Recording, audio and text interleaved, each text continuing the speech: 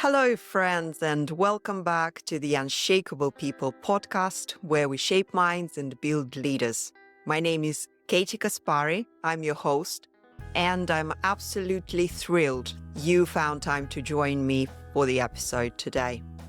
If you're new to our community, just a couple of words about what we do here and why I suggest you stick around. This podcast is all about personal growth, self-discovery, and literally it's just empowering you to become the best version of yourself. And that's what we are working towards every single day. And whether you are a student navigating life's big questions, or maybe you are a professional seeking balance, or a parent, a modern parent who is juggling countless responsibilities, whatever it is, whatever are your reasons, but you've found your people. The Unshakable People Podcast is your community. Today, I want to dive into a topic that's both fascinating and it's deeply personal for me as a woman and as a woman of my age.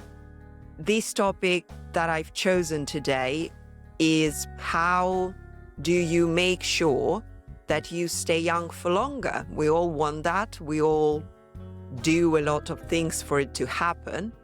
But the particular thing that I want to discuss today is something that you don't need to buy. You don't need to spend any money on it. It doesn't take much of the outside resources, but rather the intrinsic resources that we all have, but many of us do not understand.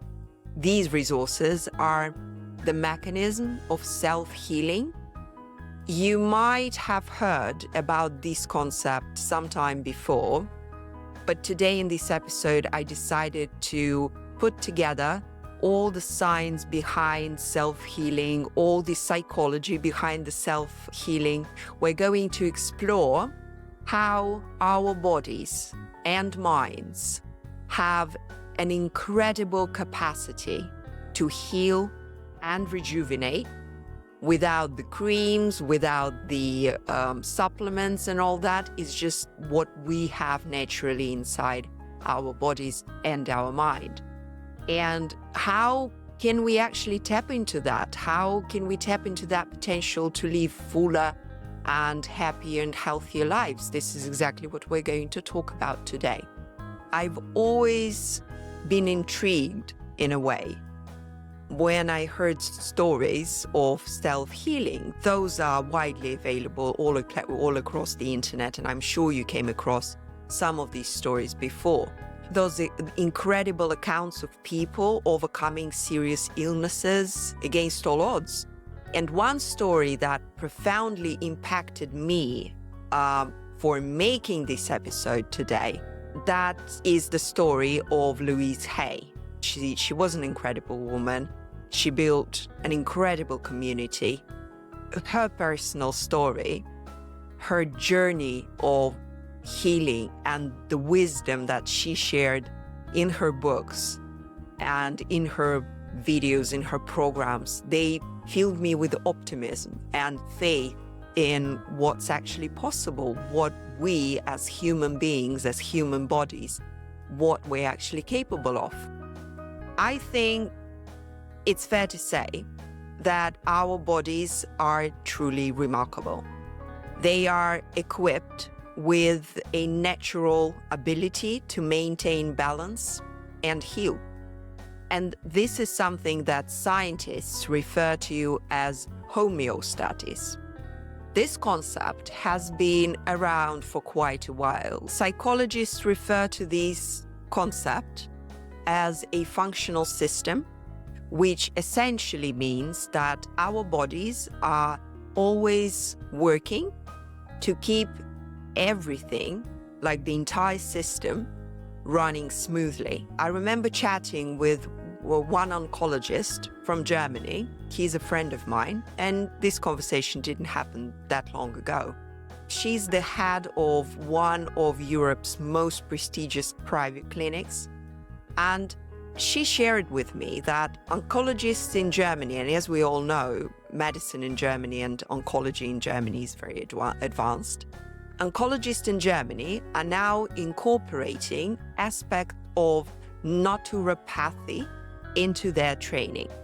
The focus isn't just on treating symptoms, but rather on creating conditions that encourage the body, the human body, to begin healing itself.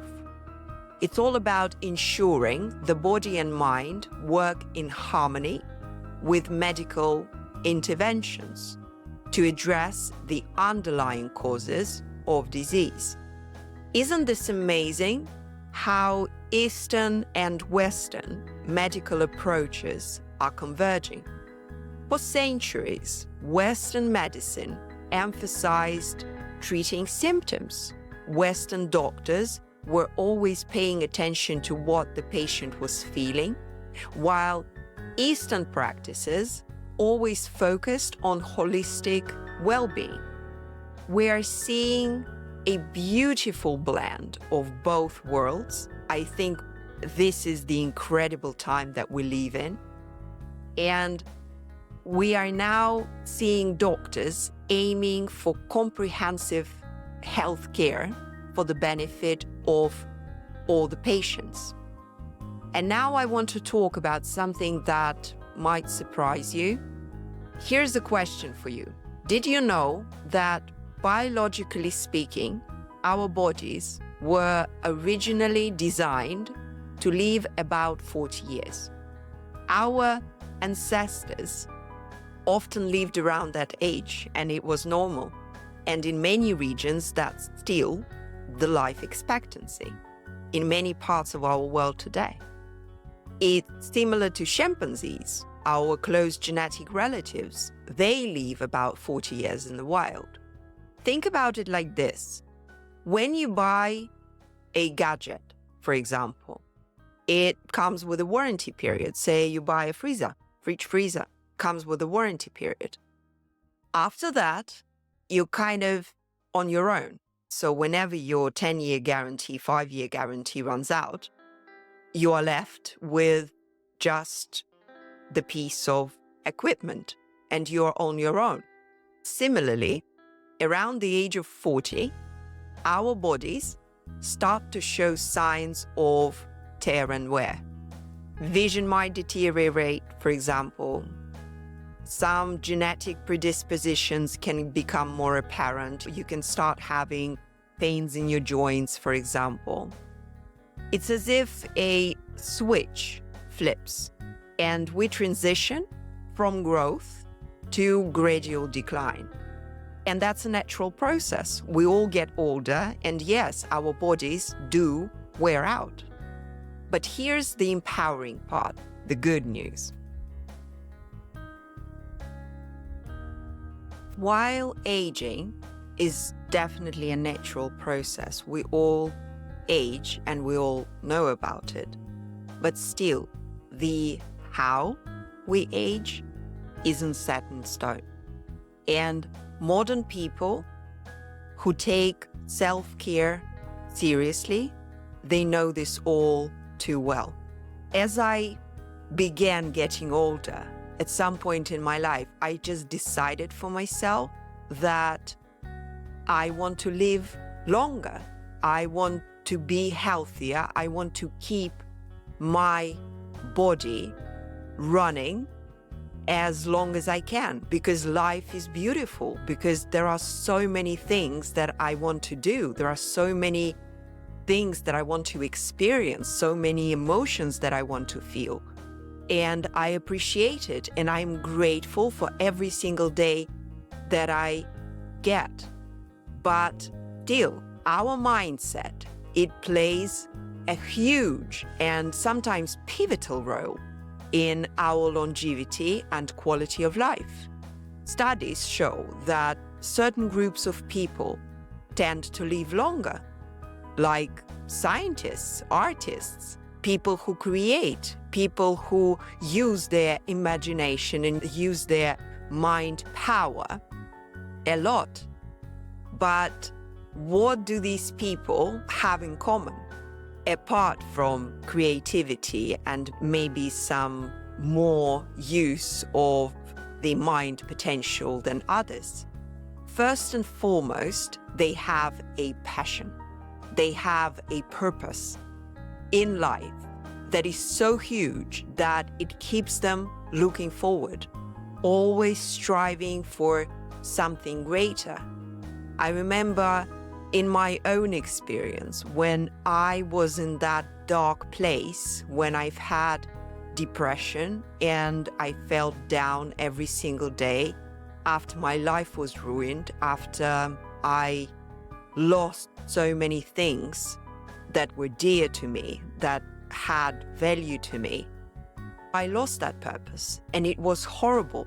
That experience alone of not having a reason to wake up in the morning can be such a significant factor when it comes to health and well-being. I remember reading about how giving an elderly person a pet can extend their life by a couple of years. I read it in some magazine and I asked myself why. And the answer was simple, because caring for another living being provides purpose and joy. My own grandma, after adopting a small dog, seemed to light up with renewed energy, regardless of her age. And it was really heartwarming to see how this companionship enriched her life and made it better, made such a significant difference. And let's not forget that the power of human connection is there, it exists, and it is very scientifically based, if you like. For example, simple hugging releases a hormone called oxytocin, and this is the so-called love hormone, which strengthens social bonds and promotes well-being. It's said that we need at least 12 hugs a day for optimal emotional health. Did you know that? Are you getting the 12 hugs a day?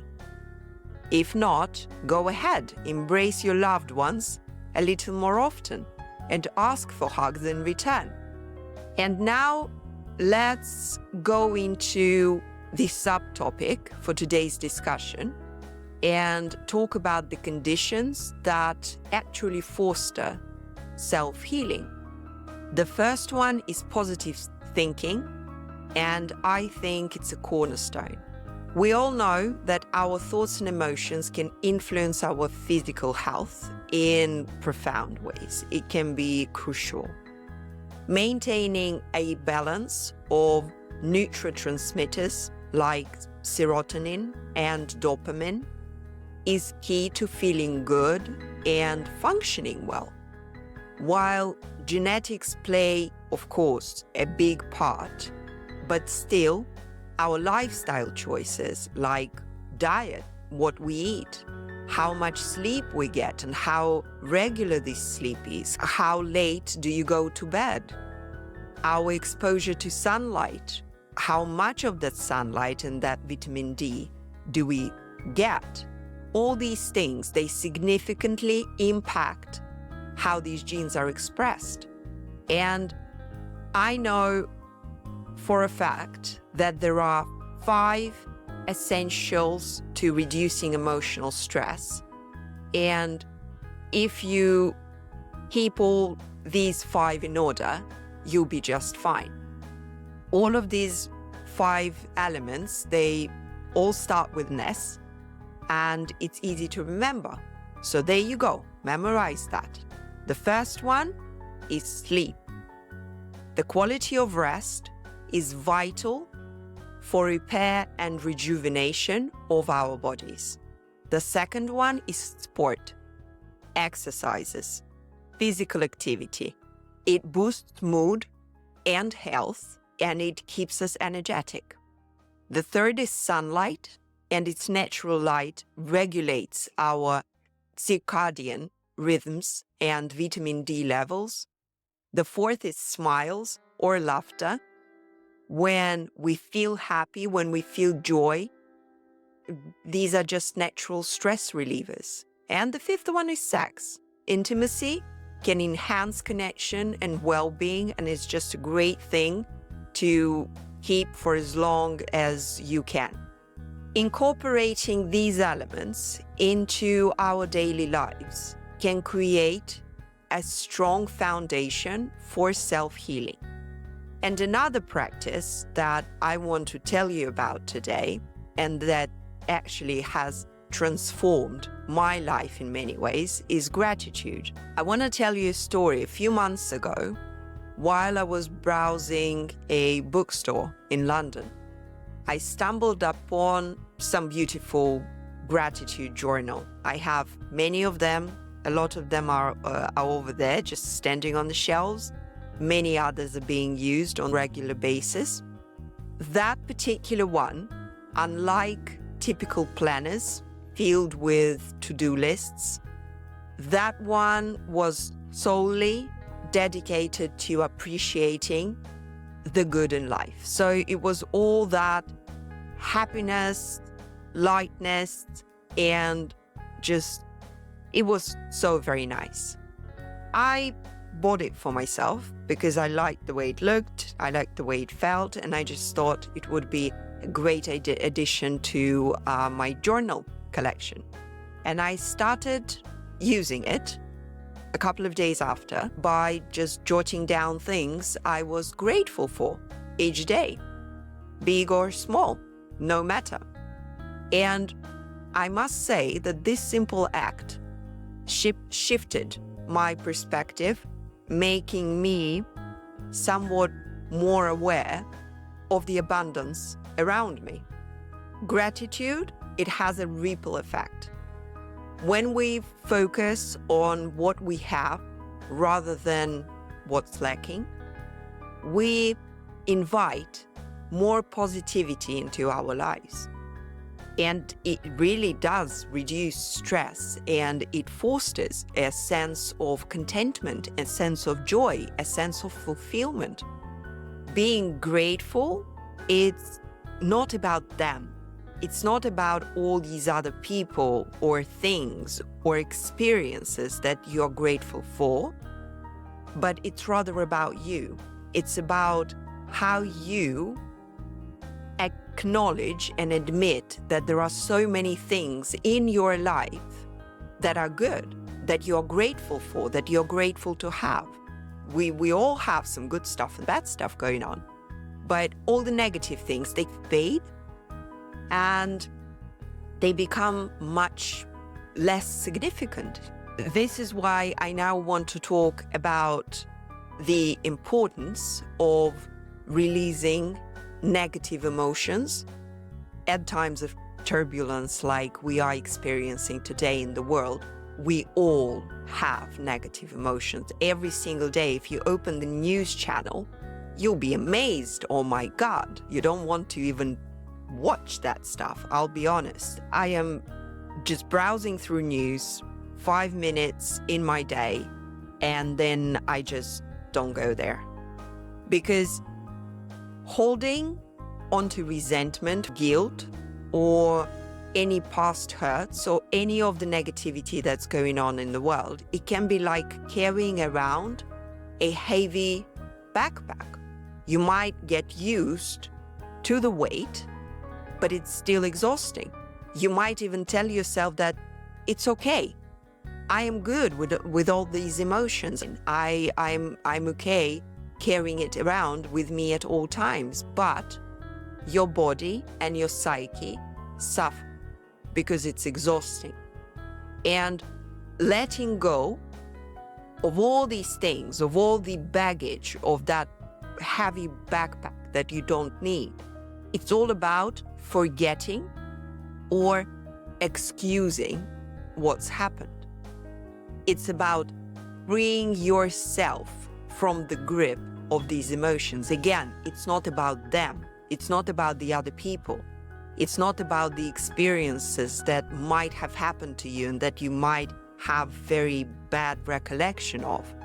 It's about you and making yourself free from these heavy, dark, dull emotions that are bringing you down.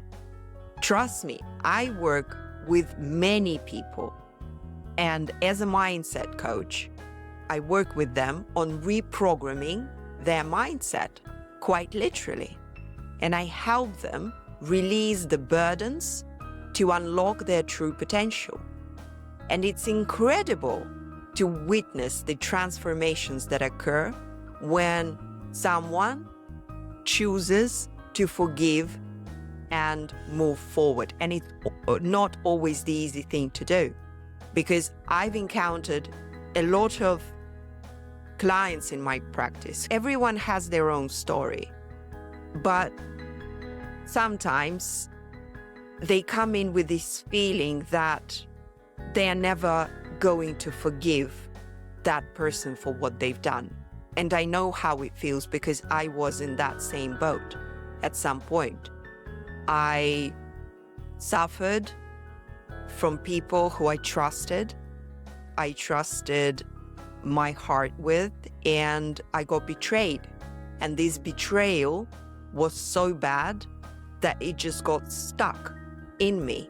And I'll be honest, I had to address this issue very seriously, and I had to seek help from a professional just like myself, who was helping me identify those negative emotions, put them into shape and form, give them the name, and then letting them go. Sometimes family and societal influences also shape our beliefs to a great extent, and consequently, it affects our health. And we often carry programs passed down through generations, like ideas about what's possible, ideas about what's acceptable, what's expected, what you can or cannot do, what you can or cannot achieve. But in this episode, I want you to remember that you have the power to change and redefine these narratives. It's your life, and it doesn't have to be the same or similar in any particular way to the life of other people, even if this life is of your relatives. If someone is telling you, don't forgive that person just because, well, they have done bad things to you, they betrayed you, and what is this? Forgiveness and gratitude for what? Gratitude for leaving me alone, to start off with. Gratitude for not hurting me even worse, and gratitude for just staying away and not being a part of my life anymore. At some point, when I was depressed and when I started working with a professional on my case, I realized that one of the best things that you can do for yourself is surround yourself with positive people. And it's absolutely crucial if you have people who have these negative programs put in their heads and they are always gloomy, they are always fearful of the future, of the current situation, of the past situations. It's daunting. And I would even define these people as energy vampires, and I think we've all encountered them. Those who drain our enthusiasm with their constant negativity, like you show up in the room, or you show up to a party, and everyone is smiling, everyone is having fun, everyone is having a great time, but there is always that guy who is just not content with the drinks, with the room, with the choice of time, or they're tired. And this is not something that just happens by accident. There are people who live off of other people's resources, and emotional resources are extremely valuable to them. They feed off from other people's joy because they don't know how to experience their own. They just have this mindset that doesn't allow them to do that. And while we can't always avoid these people, of course, we encounter them, but we can still choose to limit their impact on our lives.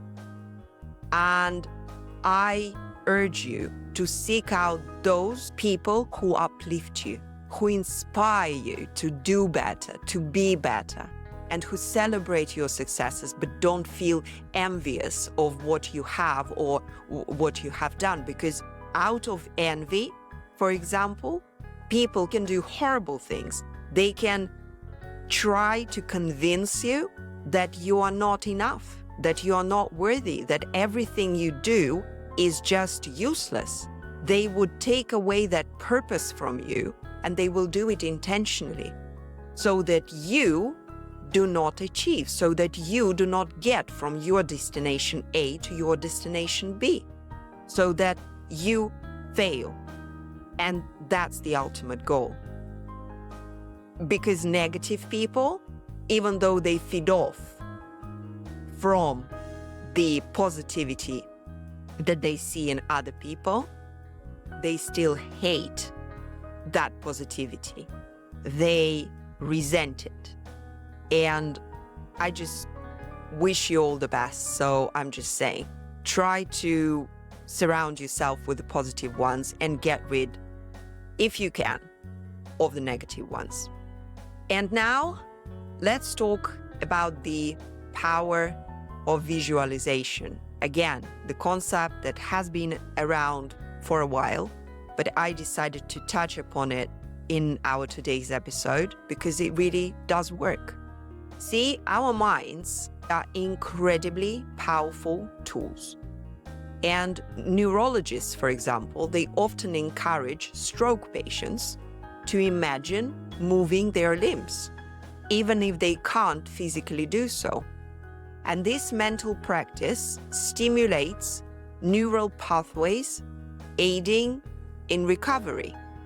When people imagine that they can do something, that they can walk in this particular example, or that they can move their hands or any other part of their body, even though they're paralyzed, the visualization gives them courage and energy. It gives the body the signal that this is possible. And it does aid the recovery. It does help convince the brain that we can. And in my own life, for example, setting long-term goals and just learning to set long-term goals, it has been an absolute game changer. Planning something exciting for the future, thinking about the future, but not in the bad way. Oh my God, what is going to happen? There are so many bad things happening in the world today. I don't know what we're going to do. We are in the economic crisis, all that crap. Not that, but the exciting things like a trip with friends or family, an exciting new project at work, or learning a new skill, like I want to play the piano, I want to learn to ski or snowboard, whatever it might be. It gives people something to look forward to. It gives you a destination, if you like.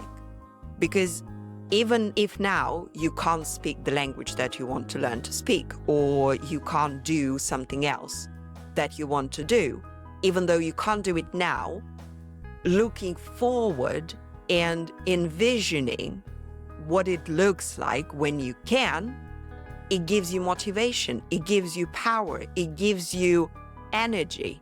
And your brain, it starts going, okay, I got this signal, I know you can, I know you want, I know you desire, and this is exactly what I'm going to try and find the resources for.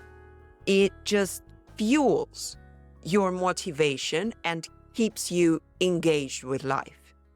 I remember I once asked a friend of mine, what do you think you will be doing in 2030? And we have planned for a grand adventure. And it might sound far-fetched because we are still in 2024, but having these aspirations, I think it just propels us forward. And I like having this idea that in 2030, I will be able to meet up with this friend that we've made this agreement with, and we will be having a great time. We will be seeing each other and we will be visiting that place that we agreed to meet at, which is very far, but it has been a dream destination for both of us.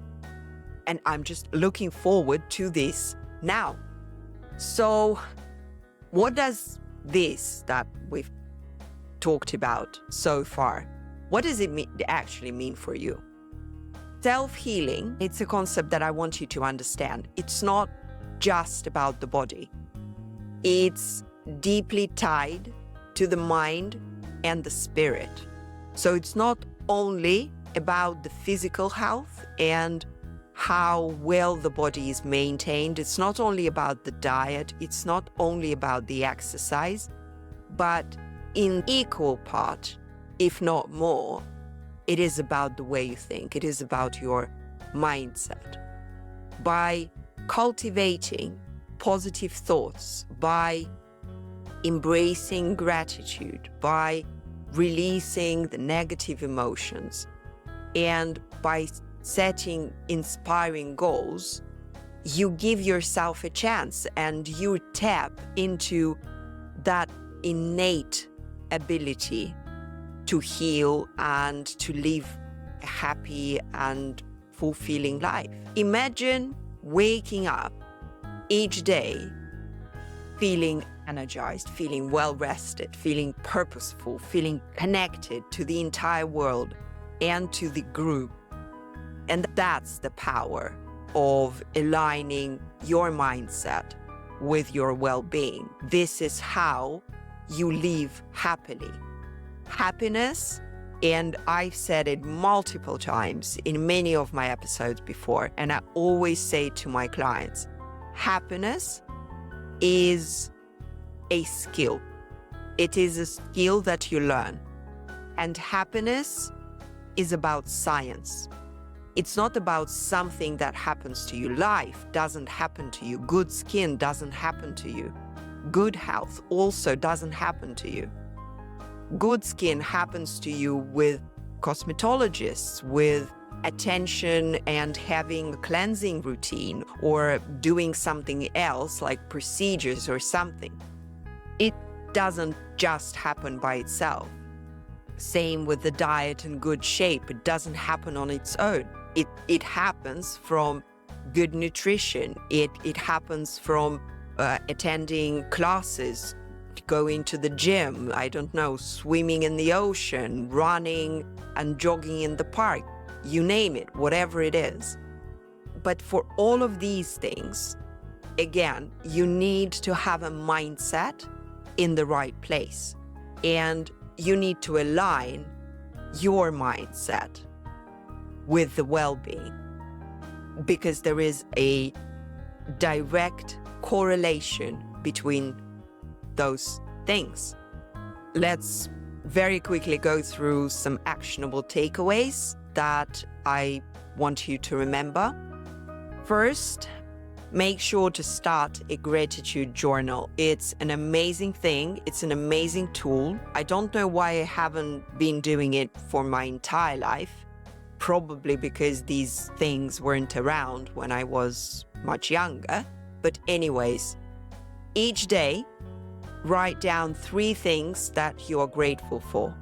And if you do that, if you're consistent and if you're persistent, just watch how this simple practice shifts your perspective over time. Again, it doesn't happen all by itself. You need to put some very little effort into it, because writing down those small things, it doesn't take up much of your time. You literally can do it first thing in the morning or just before going to bed. But it makes a huge and significant difference in the way you live, in the way you think about yourself, in the way you see your surroundings, in the way you appreciate your environment and your circumstances and many other things. And the biggest thing is that it takes away the negativity. Now, the second thing that we've talked about today and that I really want you to take some action on is incorporate the 5S into your routine. Assess how you can enhance those 5 elements in your life. And once again, let's recap on that. It is sleep, it is sport, it is sunlight, it is smile, and it's sex, it's intimacy. The third point is setting long-term goals.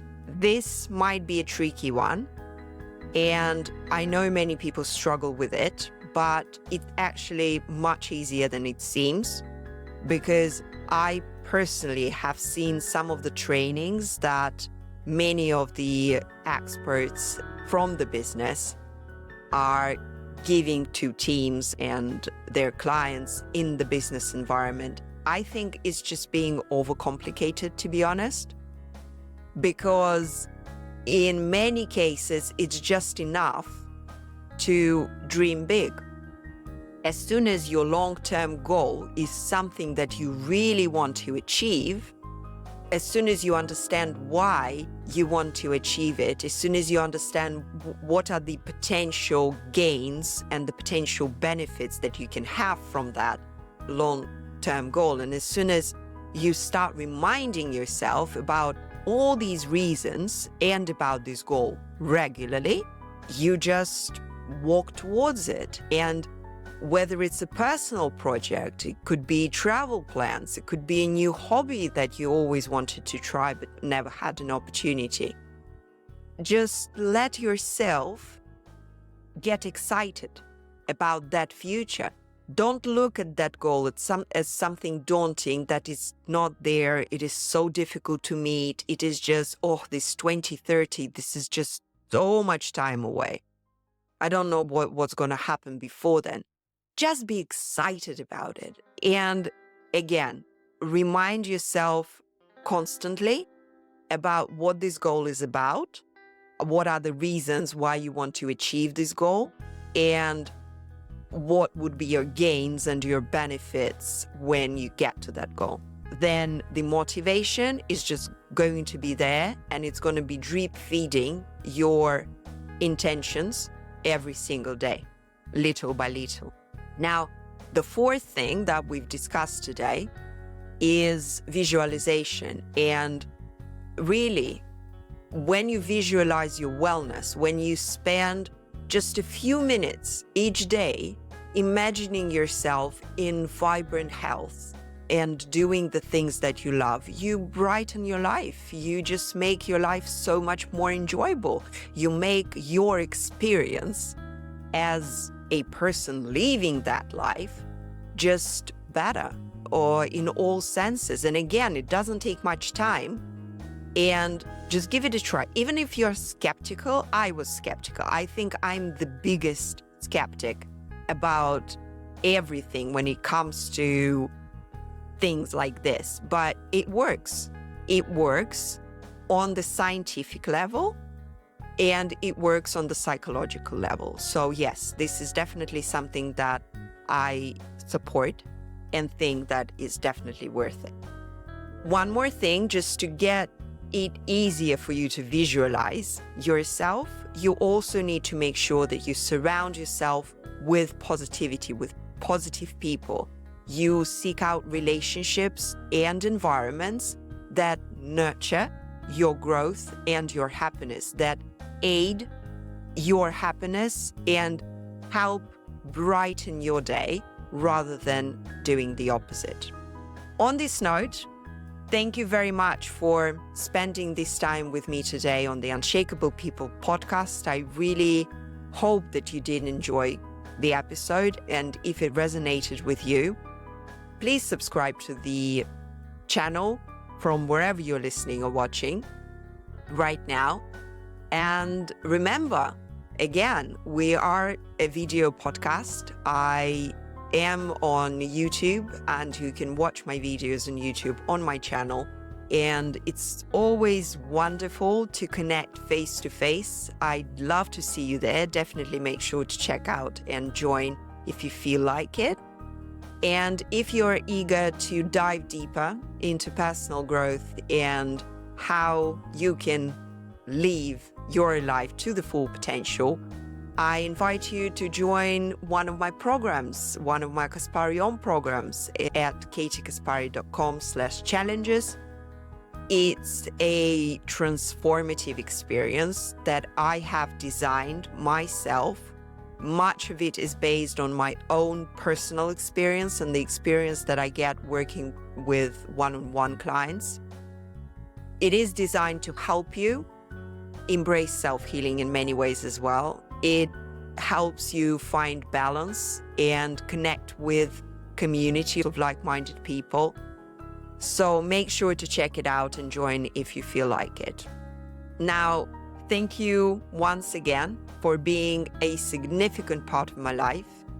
Please subscribe to my channel and drop me a comment on what you think about this episode. Your voice matters, and I'd love to hear what you think about my work, and maybe you can suggest any topics that you'd like me to cover in future podcasts. I'll be very happy to try and do that. I always listen to my audience, and just because I'm sitting here on this side of the camera and you're there watching me, it doesn't make us any different. So I am here. I'm here for you. Make sure to drop me a line if you have a question or if you need help with anything mindset connected.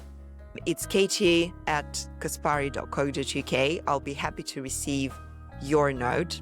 And I just want you to remember, everything will definitely be all right as long as people remain people, and as long as we keep ourselves connected to the real world and cultivate all the good things in us.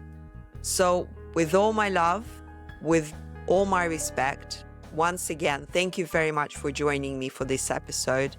I hope you enjoyed it. Please make sure to check out the other episodes on this podcast.